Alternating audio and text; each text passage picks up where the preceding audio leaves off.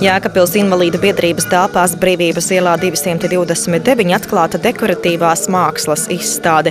Tajā vairākus desmitus zīmētu bilžu apskatē izlicis organizācijas biedrs Ričards Bažis.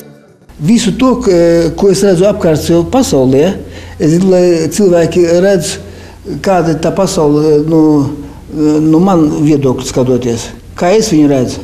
Jo es uzskatu, ka mākslinieks ir tas cilvēks, kas parāda savus sajūtas, kā viņš redz to pasauli. Dekoratīvie zīmējumi, kas ar eļļas krāsām uzklāti uz nogruntētām reģipša plāksnītēm, tapuši pagājušā un šī gada laikā. Galvenokārt darbos izmantoti tīri krāsu toņi, tos nejaucot. Mākslinieks ar veidotajiem darbiem nopelnīt neplāno. Pēc man viedokļa nauda nav visai svarīga.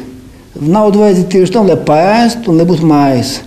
Bet lai priekš tādiem darbiem, kā es nodarbojos ar mākslu vai ar kādām citām darbībām, es domāju, ka nauda nav vajadzīga.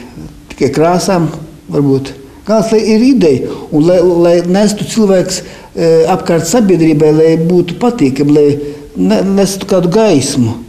Šī ir pirmā Ričarda Baža veidoto dekoratīvo zīmējumu izstāde. Es domāju, ka uz šodienas izsmēls sevi kā šīta tipa mākslinieks, kā dekoratīvs tipa mākslinieks. Es domāju, tālāk nodarbojos varbūt ar mūziku. Es cenšos iemācīties spēlēt uz gitāras. Tāpat 59 gadus vecais vīrietis cenšas apgūt angļu valodu.